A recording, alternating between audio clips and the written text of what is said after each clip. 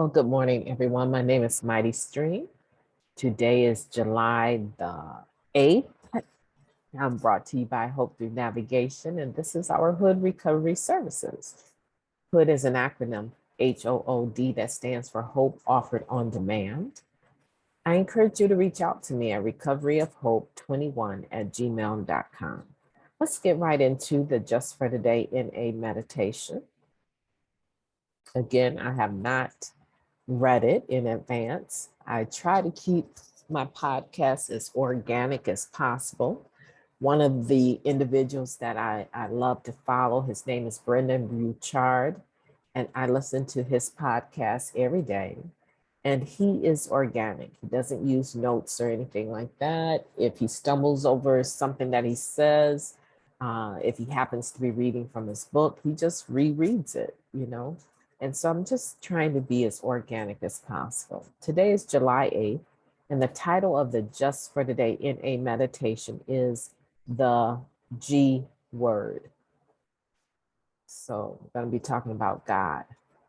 It is important for you to know that you will hear God mentioned at NA meetings. What we are referring to is a power greater than ourselves that makes possible what seems impossible. And that is coming from the IP number 22, Welcome to NA. Most of us come to Narcotics Anonymous with a variety of preconceptions about what the word God means. Many of them negative, yet the G word is used very regularly in NA, if not constantly. It occurs 92 times in the first 103 pages of our basic text and appears prominently in a third of our 12 steps. Rather than sidestep the sensitivity many of us feel toward the word, let's address it head on. It's true that Narcotics Anonymous is a spiritual program. Our 12 steps offer a way to find freedom from addiction through the help of a spiritual power greater than we are. The program, however, doesn't tell us anything about what we have to think about that power. In fact, over and over again in our literature, in our steps, in our meetings, we hear it said, the God of our understanding, whatever that understanding may be. We use the word God because it's used in our basic text and because it communicates most effectively to most people a basic understanding of the power underlying our recovery. The word we use for the sake of convenience. The word we use for the sake of convenience. The power behind the word, however, we use for more than convenience. We use that power to maintain our freedom from addiction and to ensure our ongoing recovery. Just for today, whether I believe in God or not, I will use the power that keeps me clean and free. Whew. I don't know. I had so many thoughts as I was listening to that, and I'm not really sure why my mind switched over to politics. And I will allow myself space to consider why I started to think about some political debates that I've allowed myself to be dragged into. And mostly the point that I was making in these debates is that if you show up at an event and the propaganda that you're pushing is just for one side of the aisle, and it's clear that you are of one political party and you are pushing what you are believing for just one side of the aisle, you are not neutral and you are out of place. And for some reason, I believe the way that I'm thinking about having a God of our own understanding and being in connection with Narcotics Anonymous has taught me how to be neutral about religion. It has taught me to be neutral about politics. And that is a gift. I want you to understand that our understanding of the G word and how we use it in the fellowship, we use the word God for convenience, right? To keep it simple. Not many people really consider the title God as a name.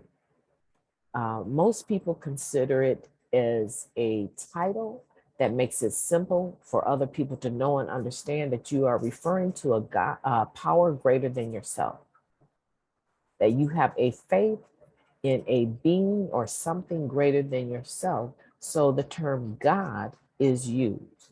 For those that are atheist or agnostic, we have suggested if that bothers you, then use it as an acronym. G.O.D. as an acronym for group of drug addicts, or good orderly direction is the one that I like, right?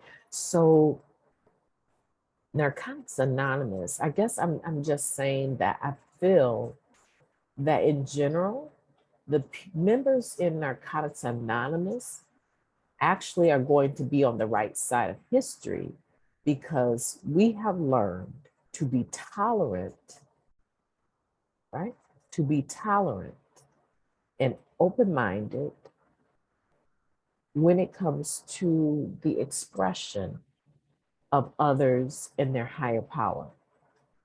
Now, we don't expect for you to come share with us and give us a sermon, but I most certainly can tell the difference in someone who is sharing that has a religion that they follow, say maybe Christianity, and someone who shares who is agnostic or atheist. And I can tell the difference between when someone is um, Islamic, their faith is Islamic. And I can tell the difference sometimes when someone is undecided, because they tend to tippy toe around the word God. Um, and that's okay, that's their own journey. But I am saying to you that the members in Narcotics Anonymous, one of the beginning things that we learn is that we get to have a God of our own understanding. And we can borrow someone else's own, their understanding for a while, but not indefinitely. At some point in time, we have to make peace with our interpretation of God. You know, as it says here, and I didn't know exactly where this particular meditation was until today, but I think now, because this is July 8th, I always wondered why that was sticking out to me, but that is the day that I married my second husband. And I think I can remember that this just for today is attached to July 8th, because I want to file it in my memory bank. It's something that I want to come back to frequently when I'm talking to individuals that are struggling, and have this as an assignment that they can read and write on, because it lets us know that the word God occurs 92 times in the first 103 pages of our basic text, and it is a prominent word used in a third of our 12 steps. Okay. And that we shouldn't try to skip around it or sidestep this elephant in the room. Let's just approach it directly. And, you know, that's one of the beautiful things about being a member. And you need to take pride in the fact that you are in recovery. You should be, you know, not proud of yourself because you were addicted to drugs and abused people. I'm not trying to say that, right? I'm saying that you're in recovery. This is a program that is anonymous, so no one has to know that you're in it unless you want them to know, right? Um, so that gives you room and space to grow and to change without the pressure of should and shouldn't. However, it is one of the finer things that I have experienced in my life. being a member of Narcotics Anonymous. And that's really, if I had to be honest with you, why I take the time to do the podcast. Um, it's because I know a lot of people do not read very well. Um, and if they read very well, they don't have a comprehension level. Like they might be able to run through the words, but they don't have a comprehension level of the material. Um, and then some people, they're just lonely. They like having another voice expound with them. They're tired of hearing only their thoughts on, whatever meditation that they're reading. And they enjoy having someone share on it. And so that's one of the reasons that I do it, is that I just love service work and I love Narcotics Anonymous. I'm a true blue member of NA. I've only had one clean day, and I only ever intend to have one clean day. I will die with my infinity medallion in my hand or my chest. Okay. It's important to me. It's like when I came to Narcotics Anonymous, as though it was my second birthday. Um, and I just want to say to you that you can have questions about your relationship with your higher power, with God, in Narcotics Anonymous. You cannot have all of the answers, right? It's not important for you to have all of the answers. It's important for you to have enough faith to move in the direction of establishing a intimate relationship with the God of your own understanding. It does make my life easier. I don't know if you guys remember this addict, recovering addict, back in the 90s and early 2000s. His name was Donald H., and he was a very, very special friend of mine. Very, very special friend of mine. And one day I'll do an interview and tell the story of how my life was sculpted just by listening to him share when I was relatively new.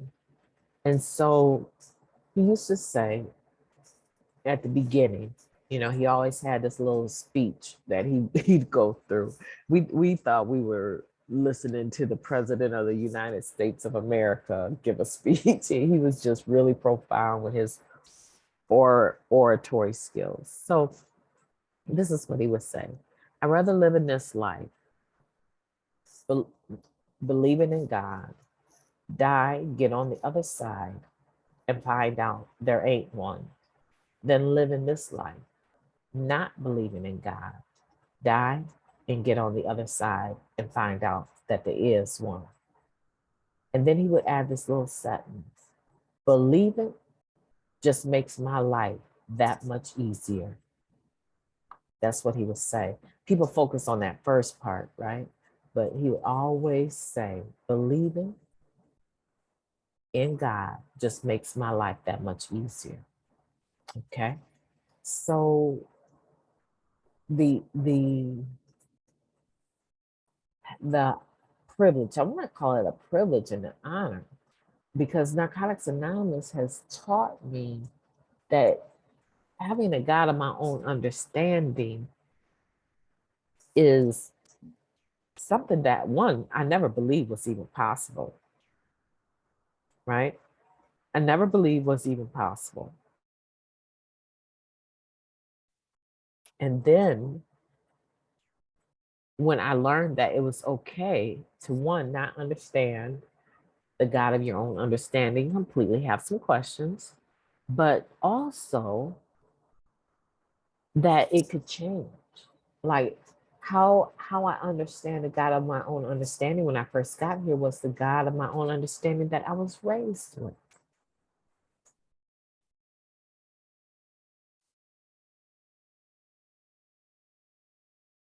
And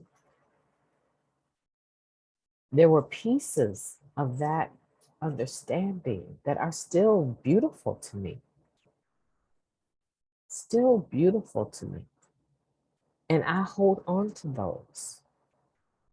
But the parts that were difficult for me to measure up to, I had to let them go because they kept me in a constant flux of deep depression and suicidal ideation because I always wanted to be a good girl. I always wanted to do things right.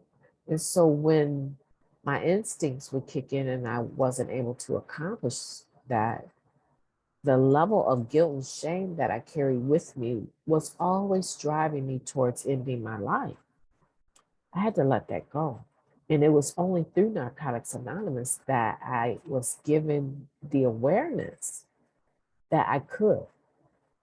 And so I want to say to you today, if you are wrestling with trying to maintain a level of morality, enforced morality is what our basic text tells us, doesn't work. You have to do something because it's in you to do, not because someone is pushing it down your throat. So it's very important that you don't discount the God of your own understanding that you came with or that you had as a child. It's very important that you reanalyze it with your adult, clean,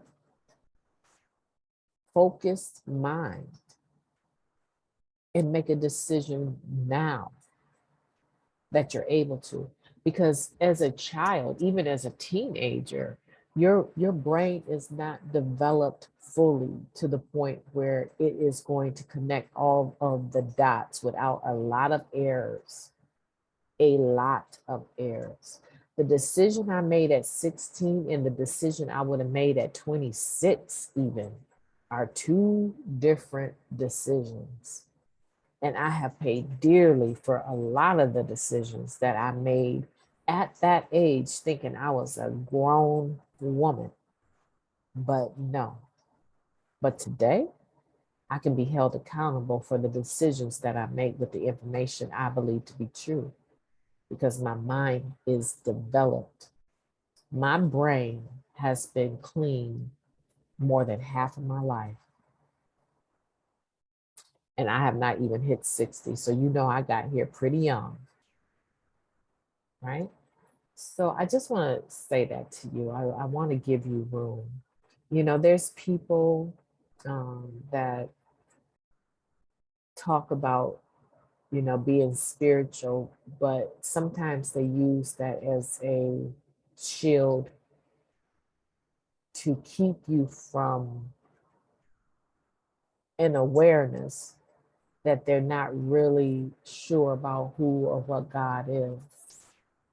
And to me, that's tragic because it doesn't need to be the case. You can have a very intimate relationship with the God of your own understanding. And people avoid the word God because they feel it's like political parties or something. You know, I don't know where this idea that if you were Republican, you believed in God, but if you were Democratic, you may believe in God, but you don't feel that you should impose your views on other people. Right. I don't know where this separation between church and state even came from. I don't, because I know very spiritual, godly individuals on both sides of the aisle, right?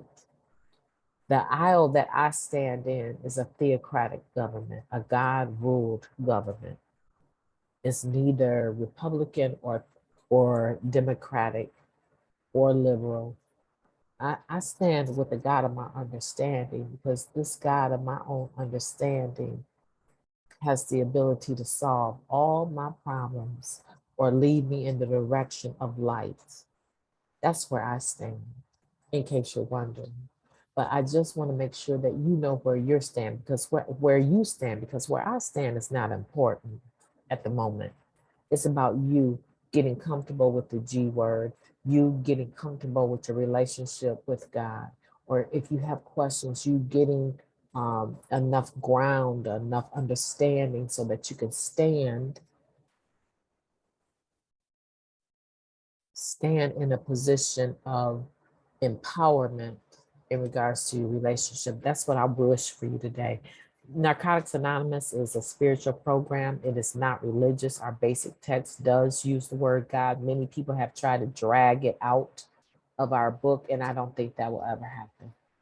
I don't think that will ever happen because our presentation of it is too general, and it gives room for anyone to either have or not have, right? I listened to some atheists in the program, and they said, you know, they are able to work all the steps except for the ones that talk about prayer because they don't believe in prayer, but they meditate. And in my mind, I think to myself, you can believe that if you want to. But one of the beautiful things about prayer is it doesn't need your mouth. It just needs your heart. It needs your heart to be poured out. And when that your heart is poured out, that is a form of prayer. And there is a power greater than yourself that knows what's in the heart, regardless of whether or not you give it permission. That's why I think that this program works so well, is because in truth, the God of the universe, the reason why we're all here is so has so much energy, more than any one of us. Any one of us, right? And so much knowledge beyond anything that we could perceive, right? We're only a small part of all of it. That our understanding only serves us. It does absolutely nothing for this being. In other words, I'm saying this being, this creator, this God is not really concerned with whether or not you get the understanding perfectly right. But that same being is concerned with whether or not you love. You love others and you act in love, because that being is loving. And so that's where the space in the room comes in. It's like a child that only ever calls their, a toddler that only ever calls their parent daddy or mommy. At some point in time, that child is going to, at some point in time, that child is going to want to know its parent's real name. And when that child finds out that their mommy and daddy's first name is such and such, they might try to use it. But in general, because of their level of respect and regard, they're going to continue to refer to what has become the greater respect when it comes to parent and child. A title, mommy, daddy. It's the same thing. It doesn't take away the child's awareness now that their parent has a name, just like they do, right? And so it's kind of like the same thing here. Like we come in and we learn, okay, we can have a God of our own understanding, da, da, da, da, da.